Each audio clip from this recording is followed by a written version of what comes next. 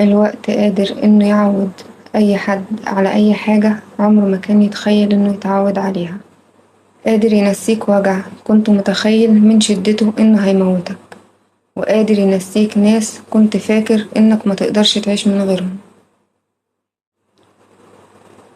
قادر يعلمك دروس في الحياة أكبر الجامعات متقدرش تعلمها لك.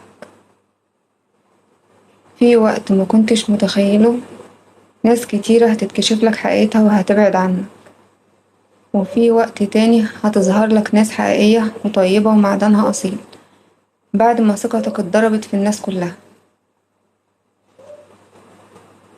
الوقت هيعلمك وهيقويك وهيغيرك وهيغير نظرتك وتعاملك مع كل حاجة حواليك.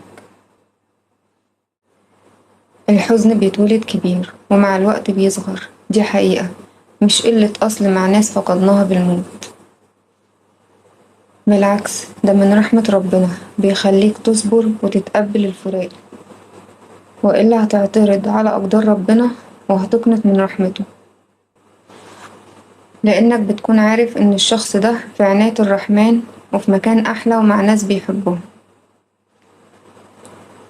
وقتك هو عمرك كله وراس مالك الحقيقي، فاختار ازاي تستثمر راس مالك ده في ايه ومع مين، لأن البني آدم هيتسأل عن عمره فيما أفناه. عمرك قضيته في ايه ومع مين؟